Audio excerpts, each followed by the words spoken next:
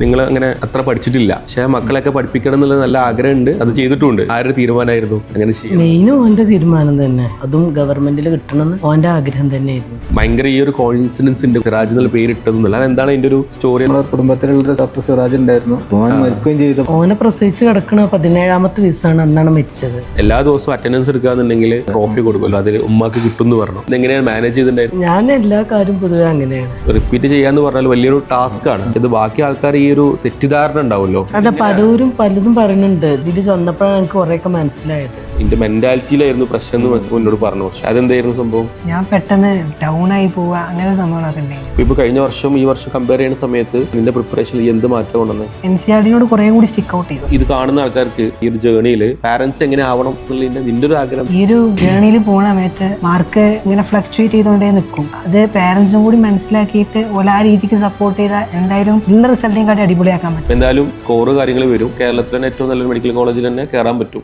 Hi all, നമ്മളെ കൂടെ ഇരിക്കുന്നത് കഴിഞ്ഞ വർഷം ഡോപ്പിന്റെ കൂടെ റിപ്പീറ്റ് ചെയ്ത് ഉയർന്ന മാർക്ക് നേടിയ സിറാജും സിറാജിന്റെ ഫാമിലിയുമാണ്. എല്ലാവർക്കും സ്വാഗതം. അപ്പം ഭയങ്കര സന്തോഷമുള്ള സമയമാണ് ഞാൻ മനസ്സിലാക്കുന്നത് അല്ലേ? അപ്പം സിറാജിന്റെ വലിയൊരു കോൺവെർസേഷൻ കഴിഞ്ഞതിന് ശേഷമാണ് നമ്മളിപ്പോൾ ഇരുന്നുകൊണ്ടിരിക്കുന്നത്. അപ്പം ആദ്യം നിങ്ങൾക്ക് സ്വന്തം പരിചയപ്പെടുത്താം, എന്തൊക്കെയാണ് നിങ്ങളിപ്പോൾ ചെയ്യുന്നത്? ഉപ്പ ഉണ്ട്, ഉമ്മ ഉണ്ട്. ഇപ്പം എന്താ ചെയ്യുന്നത്? ഞാൻ വിദേശത്താണ്, അവിടെ സൗദിയിലാണ്. കുറേ കാലമായിട്ട് സൗദിയിലാണ്. എന്താ പഠിച്ചിട്ടുണ്ടായിരുന്നത്? ഞാൻ ഡിഗ്രിയാണ്, ബികോം. ഉമ്മയോ? വീട്ടമ്മയാണ്. പഠിച്ചത് 10th. ഓക്കെ. എൻ്റെ ഉമ്മേൻ്റെ ഒക്കെ പോലെ 10th എത്തിയാലേ. എത്ര മക്കളുണ്ട്? 4 ആൺമക്കള്. ഇവർ രണ്ടാമത്തെ? സിറാജ് രണ്ടാമത്തെ ആള്. മൂത്താള് ഷാഹിദ്, ഓൻ എഞ്ചിനീയർ. സിറാജ് ഇപ്പോൾ ഏകദേശം എന്തായാലും കേരളത്തിൽ തന്നെ ഏറ്റവും നല്ലൊരു മെഡിക്കൽ കോളേജിൽ കയറും. അപ്പോൾ എന്തായിരുന്നു ആ ഒരു, നിങ്ങൾ അങ്ങനെ അത്ര പഠിച്ചിട്ടില്ല, പക്ഷെ മക്കളെയൊക്കെ പഠിപ്പിക്കണം എന്നുള്ള നല്ല ആഗ്രഹമുണ്ട്, അത് ചെയ്തിട്ടുണ്ട്, ചെയ്തുകൊണ്ടിരിക്കുന്നുണ്ട്. എന്തായിരുന്നു ആരുടെ തീരുമാനമായിരുന്നു അങ്ങനെ ചെയ്യണം? മെയിനും ഓന്റെ തീരുമാനം തന്നെ. ഓനെന്നെ ഈ ഡോക്ടർ ആവണമെന്ന്, അതും ഗവൺമെന്റിൽ കിട്ടണമെന്ന് ഓന്റെ ആഗ്രഹം തന്നെയായിരുന്നു. അതായത് നിങ്ങൾക്ക് അത് എന്തായാലും ഉഷാറായിട്ട് ചെയ്തു. നിങ്ങൾക്ക് ഉണ്ടാവില്ല നിങ്ങളുടെ ഇടയിൽ ആരാണ് ഇങ്ങനെ ഒരു മക്കളെ നമ്മളോ പഠിച്ചിട്ടില്ല, പഠിക്കാനുള്ള അവസരം കിട്ടിയിട്ടില്ല, അന്നത്തെ സിറ്റുവേഷനൊക്കെ അങ്ങനെയായിരുന്നു. അപ്പോൾ മക്കളെ ഫുള്ളായിട്ട് അടിപൊളിയായിട്ട് ഏറ്റവും ബെസ്റ്റ് സ്ഥലത്ത് എത്തിക്കണം എന്നൊരു നിങ്ങൾ എടുത്തൊരു തീരുമാനത്തിന്റെ ഭാഗമാണല്ലോ. ഇപ്പോൾ മോൻ എഞ്ചിനീയറായി, ഇവൻ ഡോക്ടറാവാൻ പോകുന്നു. അത് ആരുടെ തീരുമാനമായിരുന്നു? നമ്മളെ മനസ്സിലൊരാഗ്രഹം ഉണ്ടായിരുന്നു, പിന്നെ കുട്ടികളൊക്കെ നന്നായിട്ട് പഠിക്കണം എന്നുള്ളത്. പിന്നെ ഓരോ കഴിവിനനുസരിച്ച് അവരെന്നെ ഉയർന്നു വരട്ടെ എന്നുള്ള നമ്മളിങ്ങനെ ഒരു ചെറിയ ഇതിങ്ങനെ കൊടുത്തിരുന്നു. മാനസികമായിട്ട് നമുക്കൊരു ആഗ്രഹം ഉണ്ട് എന്നുള്ള. പിന്നെ നമുക്ക് ഒരു സിറാജ് പറഞ്ഞത് അവൻ്റെ നമ്മളെ കുടുംബത്തിലുള്ള ഡോക്ടർ സിറാജ് ഉണ്ടായിരുന്നു. അപ്പോൾ അവനെ മരണവുമായി ബന്ധപ്പെട്ട്, അപ്പോൾ അവൻ മരിക്കുകയും ചെയ്തപ്പോൾ നമുക്ക് കൂടുതലായിട്ട് ഓനെ ഡോക്ടർ ആക്കണം. അത് വലിയൊരു കഥ ഉണ്ട് ശരിക്കും. ഞാൻ അതിലോട്ട് വരാൻ നിൽക്കിയിരുന്നു. അപ്പൊ എനിക്കൊക്കെ അറിയാം, ഞാൻ കോഴിക്കോട് മെഡിക്കൽ 59ാമത്തെ ബാച്ചാണ്, 59th ബാച്ച്. അപ്പൊ അതിൽ അന്ന് സമയത്ത് നമ്മൾ അവിടെ പേഷ്യന്റ് കെയർ യൂണിറ്റ് എന്ന് പറഞ്ഞിട്ട് ഒരു സംഭവം ഉണ്ടായിരുന്നു കോളേജിൽ, ഇപ്പോഴും ഉണ്ട് നടന്നുകൊണ്ടിരിക്കുന്നത്. അപ്പൊ അവിടെയൊക്കെ നമ്മളിങ്ങനെ കേൾക്കുന്ന പേരാണ് സിറാജ് ഖാൻ. ഇങ്ങനെ എപ്പോഴും കേൾക്കാറുണ്ട്. മൂപ്പര് അങ്ങനെ ഒരു ആ സമയത്ത് ഭയങ്കര ആക്സിഡന്റിലായിട്ട് ക്യാൻസർ ഒക്കെ ബാധിച്ചു മരിച്ചു. മരിക്കുന്ന സമയത്ത് സിറാജ് ഖാൻ MD മെഡിസിൻ ചെയ്യായിരുന്നു. അതിൽ റാങ്കോട് ഗോൾഡ് മെഡൽ മേടിച്ചിട്ടാണ്. അത് ആ ഒരു അസുഖം അറിഞ്ഞ സമയത്ത് തന്നെ അങ്ങനെ ചെയ്തിട്ട് ഒരാളായിരുന്നുണ്ടായിരുന്നു. അപ്പൊ അതാണ് ഇപ്പോഴാണ് എന്നോട് നിയാസ്ക പറഞ്ഞത്, ഭയങ്കര ഈ ഒരു കോയിൻസിഡൻസ് അല്ല, അതൊരു ഉണ്ട്, സിറാജ് എന്നുള്ള പേരിട്ടതെന്നല്ല. അതെന്താണ് അതിന്റെ ഒരു സ്റ്റോറി? എന്താണ്? ഓനെ പ്രസവിച്ച് കിടക്കണ 17ാമത്തെ ദിവസമാണ് അന്നാണ് മരിച്ചത്. അപ്പൊ പേരിങ്ങനെ ഞങ്ങൾ അന്വേഷിച്ചുകൊണ്ടിരിക്കുന്നു. അന്നപ്പോ മൂപ്പര് പറഞ്ഞു പേര് സിറാജ് തന്നെ ഇടാന്ന്, അങ്ങനെ ഇട്ടതാണ് പേര്. അങ്ങനെ തന്നെ ഇട്ടു. നിങ്ങളുടെ അടുത്ത ഫാമിലിയിൽപ്പെട്ട ആളായിരുന്നു. ഇപ്പം ഒരു 20 വർഷത്തിന് ശേഷം നേരെ ഒരു മെഡിക്കൽ കോളേജിൽ തന്നെ കയറാൻ പോകുന്നു. പിന്നെ സിറാജ് ഖാനെ കുറിച്ച് നിങ്ങൾക്ക് എന്തൊക്കെ, നിങ്ങളെ ഓർമ്മകൾ എന്തൊക്കെയാ? സിറാജ് നല്ല വ്യക്തിത്വത്തിന്റെ ഉടമയായിരുന്നു. കുടുംബബന്ധം പുലർത്തുന്നതിലും ഇതിലൊക്കെ വളരെ അടുത്ത മുന്നിലുണ്ടായിരുന്ന ആളായിരുന്നു. പിന്നെ ഒരു ലാളിത്യമായ ഒരു ലളിതമായ ഒരു ജീവിതം ഇതൊക്കെ ആയിരുന്നു സിറാജിന്റെ. വളരെ നല്ല ഒരു പ്രകൃതിയായിരുന്നു. ഞാനിങ്ങനെ അറിഞ്ഞുകൊടുത്തോളം, അതായത് ഇപ്പോൾ ആ സമയത്ത് MD മെഡിസിൻ എടുത്തു, അത് അസുഖം ഉണ്ടായിട്ട് തന്നെ നന്നായിട്ട് പഠിച്ചു, നന്നായിട്ട് എഫേർട്ട് എടുത്തു, ബെസ്റ്റായിട്ട് തന്നെ, അതായത് ചെയ്യുന്ന വർക്ക് ബെസ്റ്റായിട്ട് തന്നെ ഫിനിഷ് ചെയ്തിട്ടാണ് മൂപ്പര് പോയത്. അപ്പോൾ അതിൽ ഇപ്പോൾ ആ ഒരു ഇൻസ്പിറേഷൻ ഉണ്ടാവാം അല്ലേ? സിറാജും കഷ്ടപ്പെട്ട് തന്നെ പഠിച്ച് ഇവിടെ എത്തി എന്നുള്ളത്. അപ്പോൾ അതുകൊണ്ട് അത് നല്ലൊരു തുടക്കമാവട്ടെ. അതേപോലെ തന്നെ മെഡിക്കൽ കോളേജിലും ഭാവി ആ കരിയറിലും അത് മൂപ്പര് ആ ഇതാക്കിയ ഒരു വഴി ഉണ്ടല്ലോ, അത് കൊണ്ട് പോട്ടെ എന്നുള്ളതന്നെ. ഇപ്പോൾ മൂപ്പരെ ഈ വീഡിയോ കാണുന്ന മൂപ്പരെ കൂടെ പഠിച്ച ആൾക്കാരൊക്കെ ഉണ്ടാവും. അപ്പോൾ അത് അവർക്കും നല്ലൊരു സന്തോഷ വാർത്ത തന്നെ ആവും. കാരണം ഇങ്ങനത്തെ ഒരു കോയിൻസിഡൻസ്, പിന്നെ അവർ പേരിടുന്നു, അത് വന്നു, ഇത് സിനിമയൊക്കെ ഉള്ള പോലെ സ്ക്രിപ്റ്റഡ് ആയിട്ട് പോലുള്ള സാധനമൊന്നുമല്ലല്ലോ. ഞാനിപ്പോൾ നിയാസ് ഖാനോട് പറഞ്ഞ സമയത്ത് ഞാനിങ്ങനെ ആകെ ഞെട്ടിപ്പോയി, ഇങ്ങനത്തെ ഒരു സംഭവമൊക്കെ ഉണ്ടാവും എന്നുള്ളത്. അപ്പോൾ എനിവേ പിന്നെ അത് ഭയങ്കര ഒരു സന്തോഷമുള്ള, നമുക്കും സന്തോഷമുള്ള. ഇപ്പോൾ നമ്മളും അവിടെ ഒരു മെഡിക്കൽ കോളേജിൽ പഠിച്ച് മൂപ്പരെ കുറേ കഥ കേട്ടുന്നുള്ള ആള് പിന്നെ വെച്ച് നോക്കുമ്പോൾ നമുക്കൊരു സന്തോഷമുള്ള കാര്യം തന്നെയാണ്. വേറൊരു കാര്യം ഞാൻ ഇതിൽ കേട്ടു, പിന്നെ ഇപ്പോൾ ആഷിഖ് സാറ് മോർണിംഗ് മീറ്റ് ഉണ്ടാവലുണ്ട്. മോർണിംഗ് മീറ്റ് അപ്പം എന്നോട് സിറാജ് പറഞ്ഞു, അതിൽ എല്ലാ ദിവസവും അറ്റൻഡൻസ് എടുക്കുകയെന്നുണ്ടെങ്കിൽ നമ്മൾ പണ്ടൊക്കെ ഉണ്ടാവില്ല, അറ്റൻഡൻസിന് ട്രോഫി കൊടുക്കുമല്ലോ, അതിൽ ഉമ്മക്ക് കിട്ടും എന്ന് പറഞ്ഞു. എല്ലാ ദിവസവും മോർണിംഗ് മീറ്റിൽ ഉമ്മ പങ്കെടുക്കാറുണ്ട് എന്ന് പറഞ്ഞു. അതെങ്ങനെ ഇതിനിടയിലൂടെ അത്രയും 2 ചെറിയ മക്കളും ഉണ്ട്, ഇവരെയും ഒരുക്കണം, അതിനിടയിൽ കൂടി മോർണിംഗ് മീറ്റിലെ സമയം എങ്ങനെയാണ് മാനേജ് ചെയ്തിട്ടുണ്ടായിരുന്നു? ഞാൻ എല്ലാ കാര്യവും പൊതുവെ അങ്ങനെയാണ്. വീട്ടിലത്താണെങ്കിലും നമ്മൾ ആരെയാണ് പറഞ്ഞ ടൈമും ഒക്കെ എല്ലാം ഇങ്ങനെ ചെയ്യുന്ന ഒരാളാണ്. എങ്ങനെയാണ് ആ ഒരു മോർണിംഗ് മീറ്റ് ഉമ്മാനെ ഇൻഫ്ലുവൻസ് ചെയ്തിട്ടുള്ളത്? അത് ഒന്നാമത് ആ സംസാര രീതിയൊക്കെ എനിക്ക് ഇഷ്ടമാണ്. ഒരു അങ്ങനെയൊന്നും തോന്നുന്നില്ല, നമുക്ക് തന്നെ ഒരു എനർജി തോന്നണം. നമുക്ക് സ്കൂളുണ്ട്, ഇതിങ്ങനെ കേട്ടപ്പോൾ എനിക്ക് പറയാൻ തോന്നിയതാ. സ്കൂളിൽ ഒരു പാരന്റ് ഉണ്ട്, അത്യാവശ്യം നല്ല ബിസിനസ് ഒക്കെ ചെയ്യുന്ന ഒരു പാരന്റ് ആണ്. അപ്പോൾ ഞാൻ ഇന്ന് രാവിലെ മോർണിംഗ് മീറ്റിംഗ് കേൾക്കും. 15 മിനിറ്റല്ലേ ഉള്ളൂ. അപ്പം അതായത് കുട്ടികൾക്ക് മാത്രമല്ല നമുക്കും ഒരു എനർജിയാണെന്നുള്ളത്. അതിനനുസരിച്ചാണ് നമ്മളെല്ലാം എന്നും പറഞ്ഞ പോലെ. നീ കേൾക്കലുണ്ടോ? പിന്നെ ഉപ്പ എന്തെങ്കിലും കേട്ടിട്ടുണ്ടോ? ഞാൻ കേട്ടിട്ടില്ല, മനസ്സിലായി കേട്ടില്ല. അപ്പൊ അതൊരു ഈ ഒരു തിരക്കിനിടയിലും അപ്പൊ അതിൽ ആ മോർണിംഗ് മീറ്റിൽ നിന്ന് എന്തെങ്കിലും കാര്യങ്ങൾ എടുത്തിട്ട് മോനോട് പറഞ്ഞു കൊടുക്കാറുണ്ടോ, ഇങ്ങനെയൊക്കെ ചെയ്താൽ മതി എന്നുള്ളത്? പൊതുവെ ഓനോടൊന്നും പറയേണ്ട ആവശ്യമില്ല, ഓന് പൊതുവെ എല്ലാം ചെയ്തോളും. പിന്നെ ഡൗൺ ആയിക്കുന്ന ടൈമൊക്കെ ആണെങ്കിൽ ഉമ്മ പറയും, അങ്ങനെ പറഞ്ഞില്ലല്ലോ ഈ ഒരു ടേമിൽ അല്ലെങ്കിൽ ഈ ഒരു ചാപ്റ്റേഴ്സ് വരുമ്പോൾ ഉപ്പങ്ങനെ പറയും, ഇപ്പം അങ്ങനെ അഡ്രസ്സ് ചെയ്യാൻ മീറ്റിങ്ങിലോ ഈ ഒരു ചാപ്റ്റേഴ്സിൻ്റെ ഈ ഒരു ടേമിൽ ഈ ഒരു ചാപ്റ്റേഴ്സാണ് കുറച്ച് ലൈറ്റാണ്. അപ്പം അതിനനുസരിച്ച് പാരൻസും കൂടി മനസ്സിലാക്കുന്ന രീതി പറയും, മാർക്ക് ഡിപ്പാവും എന്നുള്ള രീതിയിൽ. അപ്പോൾ അതറിയുന്നതുകൊണ്ട് നല്ല ഹെൽപ്ഫുൾ ആണ്. കാരണം നമ്മളെ കൂടി മനസ്സിലാക്കാൻ നമ്മളെ സപ്പോർട്ട് ചെയ്യണ്ടല്ലോ. അപ്പോൾ അത് ശരിക്കും പറയുകയാണെന്നുണ്ടെങ്കിൽ ഇപ്പം റിപ്പീറ്റ് ചെയ്യാന്ന് പറഞ്ഞാൽ വലിയൊരു ടാസ്ക്കാണ്. അതൊരു ഇങ്ങനെയൊക്കെ ഏറ്റവും ഇറക്കുള്ള സംഭവമാണ്. അതിൽ ശരിക്ക് ഇപ്പം ഞാൻ റിപ്പീറ്റ് ചെയ്ത ആളാണ്. പിന്നെ ഇവനക്കൊക്കെ പ്രശ്നം എന്താ വെച്ചാൽ ഇത് നമ്മളെ വേറെ ആരും അറിയുന്നില്ലേ എന്നൊരു സംശയം ഉണ്ടാവും. അതായത് ഇതിൻ്റെ ഒരു പ്രോസസ്സ് ഇത് ശരിക്കും ഇങ്ങനെയാണ്, പക്ഷെ ഇത് ബാക്കി ആൾക്കാർ ഈ ഒരു തെറ്റിദ്ധാരണ ഉണ്ടാവുമല്ലോ, അപ്പം അത് മാറ്റാനും വേണ്ടിയിട്ടാണ് ശരിക്ക് പിന്നെ നമ്മൾ ഈ ഒരു പാരൻസിനെയും കൂടി നമ്മൾ അവയർനെസ് കൊടുക്കുന്നത്. അതെ, പലതും പറയുന്നുണ്ട് ഇതിനെപ്പറ്റി. അപ്പോഴാണ് ഓന് ഇതിൽ വന്നപ്പോഴാണ് എനിക്ക് കുറേയൊക്കെ മനസ്സിലായത്. കുറെ മിസ്അണ്ടർസ്റ്റാൻഡിങ് ഉണ്ടാവുമല്ലോ, ഇത് ഇങ്ങനെയല്ല. ഇപ്പോൾ അഡ്രസ് ചെയ്യാൻ പറ്റും, ഉമ്മാക്കെന്നെ പറയാൻ പറ്റും. ഇപ്പോൾ വേറെ ആൾ ചോദിക്കുകയാണെങ്കിൽ ഇപ്പോൾ ഇതിലൊരു എക്സാമ്പിൾ ഞാൻ പറയുകയാണെങ്കിൽ ഇപ്പോൾ ഒരു കഴിഞ്ഞ വർഷമൊക്കെ 1200 മാർക്ക് വാങ്ങിയ കുട്ടികളൊക്കെ ഇവിടെ ഒന്നുണ്ടായിരുന്നു. വളരെ ഓപ്പൺ ആയിട്ട് പറയാം. അതുപോലെ തന്നെ ക്രാഷിൽ ഇതുപോലെ തന്നെ ക്രാഷ് ബാച്ചിലൊക്കെ വരും. അത് നല്ല സ്കോർ ഉണ്ടാവും, നല്ല സ്കോർ. പക്ഷെ അവർ MCQ എഴുതുന്ന സമയത്ത് ഇതുവരെ 98 to 99% മാർക്ക് വാങ്ങിയ ആൾക്കാരാവും സ്ഥിരമായിട്ട് മാർക്കിൽ എക്സാമിൽ. ഒരു MCQ എക്സാം വരുന്ന സമയത്ത് കുട്ടികളുടെ മാർക്ക് എന്താവും 50% താഴെ പോകും. അപ്പോൾ പാരൻസ് ഭയങ്കരമായിട്ട് പാനിക്കാവും. കാരണം നീ എന്താ പഠിക്കുന്നില്ല, നീ അവിടെ പോയിട്ട് എന്താ ചെയ്യുന്നത്? അപ്പോൾ ആകെ പ്രശ്നമായി. പക്ഷെ അത് ശരിക്കും അതിന്റെ പ്രോസസ്സ് അങ്ങനെയാണ്, ഇങ്ങനെ വരുള്ളൂ. ഈ ഒരു നിങ്ങളുടെ ഒരു സ്റ്റോറി കേൾക്കുന്ന സമയത്ത് സിറാജ് ഡൗണാണ് സമയത്ത് നോർമലി തീർച്ചയാണ്ടാവില്ലേ? അപ്പൊ നിങ്ങളാണ് അങ്ങോട്ട് പറഞ്ഞു കൊടുക്കില്ല. എനിക്ക് ടെൻഷൻ ഉണ്ടായിരുന്നു, പക്ഷെ ഓനോട് പറഞ്ഞില്ല. അല്ല, ഈ ഒരു ടേമിൽ ഈ ഒരു ചാപ്റ്ററിന് മാർക്ക് കുറയും, അല്ലെങ്കിൽ ഫുൾ മോഡൽ എക്സാമിന് മാർക്ക് കുറയും എന്നുള്ള ആ ഒരു അവയർനെസ് ഉണ്ടല്ലോ, അത് പാരന്റ്സിന് കിട്ടിയാൽ തന്നെ ഇതിന് പകുതി പണി കഴിഞ്ഞു എന്നുള്ളതാണ്. അതിലെന്തായാലും എനിക്ക് തോന്നുന്നത് മോർണിംഗ് മീറ്റും ബാക്കി കാര്യങ്ങളൊക്കെ ആയിട്ടുണ്ടെന്നുള്ളത്. പിന്നെ കഴിഞ്ഞ വർഷം സിറാജ് പിന്നെ 619 മാർക്ക്. അപ്പോൾ എന്നോട് പറഞ്ഞു എൻ്റെ മെന്റാലിറ്റിയിലായിരുന്നു പ്രശ്നം എന്ന് എന്നോട് പറഞ്ഞു വർഷം മുന്നേ. പിന്നെ അതെന്തായിരുന്നു സംഭവം? ഞാൻ പെട്ടെന്ന് ഡൗൺ ആയി പോവുക, അങ്ങനെ സംഭവങ്ങളൊക്കെ ഉണ്ടായിരുന്നു. പ്രത്യേകിച്ച് ആ നീറ്റ് 2024 ഞാൻ ബയോളജിയും കെമിസ്ട്രിയും നല്ല സ്കോർ ചെയ്തിട്ടുണ്ട്. പിന്നെ ഫിസിക്സൊക്കെ എത്തിയ സമയത്ത് എൻ്റെ പ്രശ്നം പറ്റി എന്താ വെച്ചാൽ ആദ്യത്തെ ക്വസ്റ്റ്യൻ കണ്ടപ്പോൾ ഞാൻ സ്റ്റക്കായി.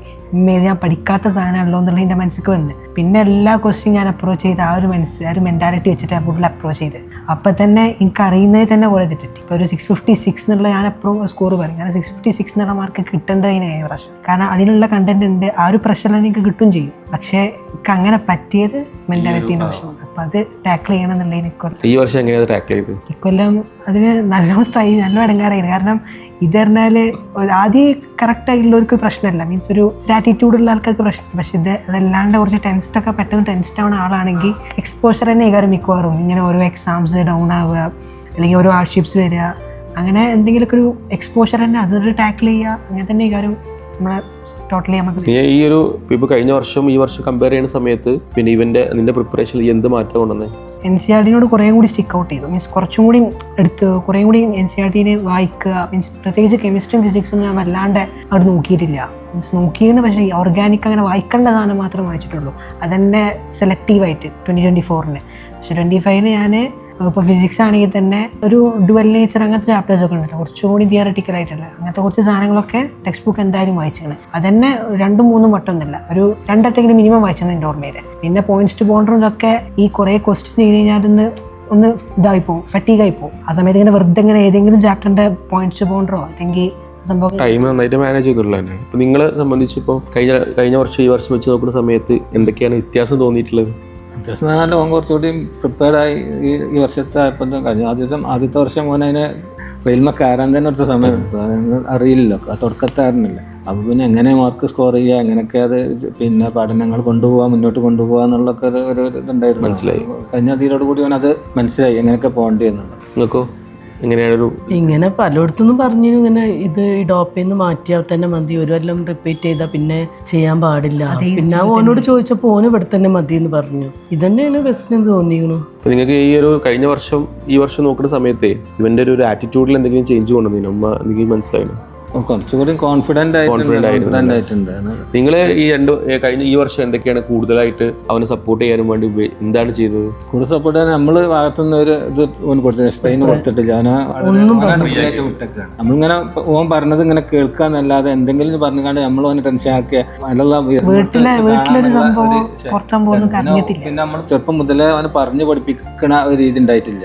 അത് ഓൻ തന്നെ കണ്ടറിഞ്ഞാണ് ഓൻ തന്നെ സ്വയം ചെയ്തത്. ഓന്റെ കാര്യങ്ങളൊക്കെ ഓൻ തന്നെ സെലക്ട് ചെയ്ത് ഓൻ തെരഞ്ഞെടുക്കും. ഇവലൊക്കെ നമ്മളെ താഴെയുള്ളവരൊക്കെ നമ്മൾ വൈത്താതെ ഇരുന്ന് പഠിപ്പിക്കേണ്ട ഒരു രീതിയാണ്. ഇവര് രണ്ടാൾക്കാരും പിന്നെ നമ്മൾ പഠിപ്പിക്കേണ്ട തീരുമാനം എടുക്കും. ഓൻ എന്താ വേണ്ടത്, ഓന് ഇവിടെ ചെയ്യണം, എന്താ ഓനെ സ്വയം ചെയ്യും.